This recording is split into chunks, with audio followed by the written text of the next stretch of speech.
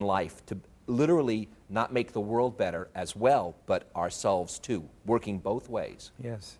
That one of the prices we pay as a society as well as individuals for this focus on big steps and innovation is we forget how many opportunities there are moment to moment to touch other people's lives and impact them.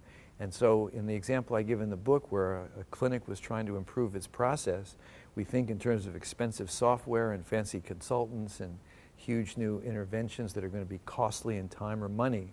And we forget we can often start with the smallest of steps and see if they will make big results. By the way, you go even a step further. You say, if you're finding that the smaller steps aren't working, don't go to bigger steps, scale back even to smaller steps.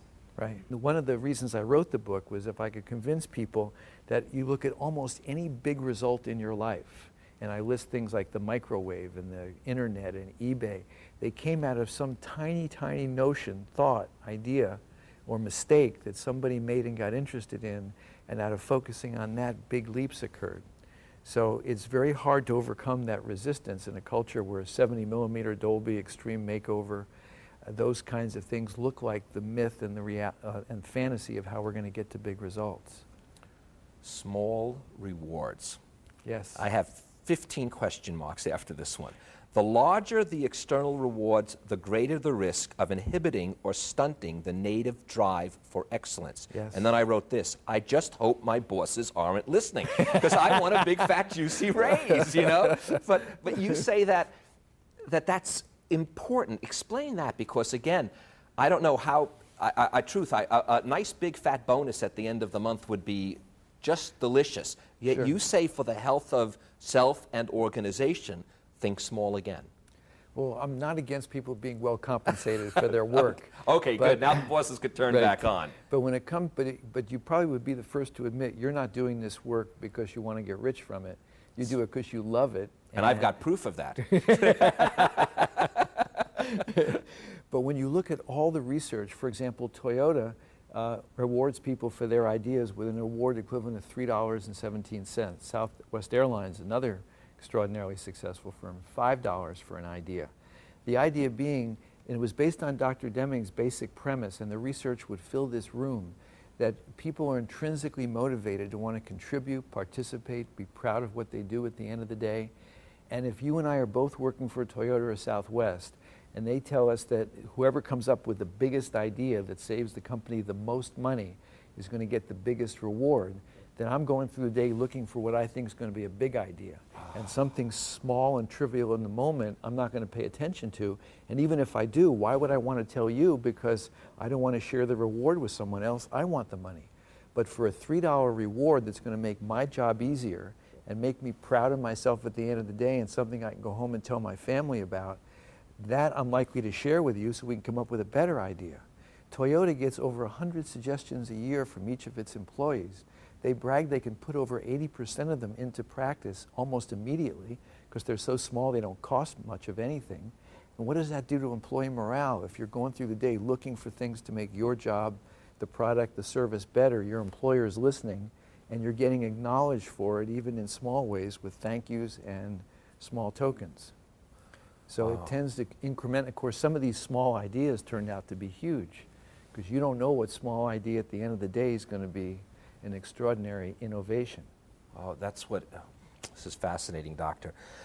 You say these words: it takes curiosity and an open mind to see the promise of the small moment. Maybe that's one of the things that we can use to help bridge this cultural gap.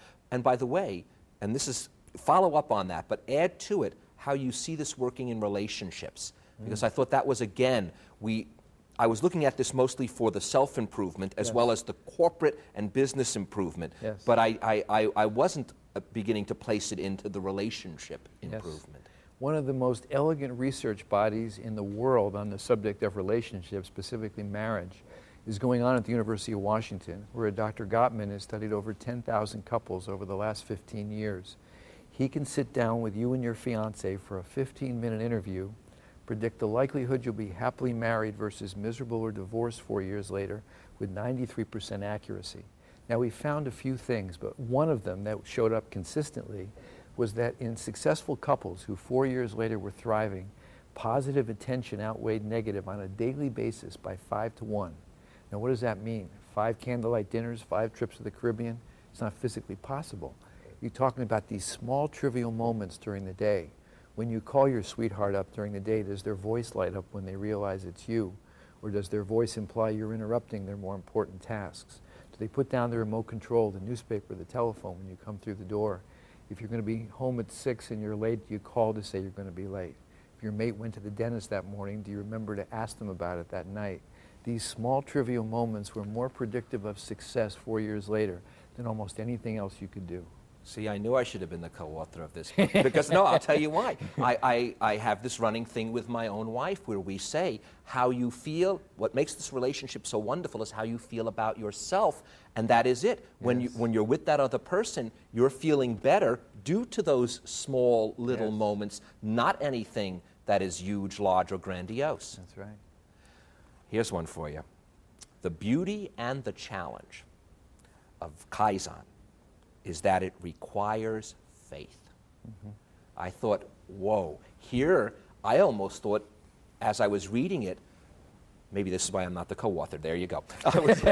When I was reading it, it almost seemed like you could eliminate faith from it because there's such small steps, you don't need to think of something transcendent Right. or larger, which faith implies. So explain how that works when it comes to what makes it easy, as well as why that adds to the challenge. Well, the reason I even felt I needed to write this book is most of us, when it comes time to change, are so hard on ourselves. We have such a harshness that we're not already married or thin or rich or whatever it is we've now realized we want, that if we go ahead and take small steps, that voice in our head's not going to be satisfied. It wants the results yesterday, it'll settle for them today, tomorrow's way too late. So if we can make the steps small, all of a sudden that voice is not anyway satisfied and there's no immediate proof that you're getting where you want to go. If I tell people that want to be thin and fit to exercise a minute a day, even though right now they're doing nothing, they say to me, look, it's going to take me 15 years to get to an exercise routine.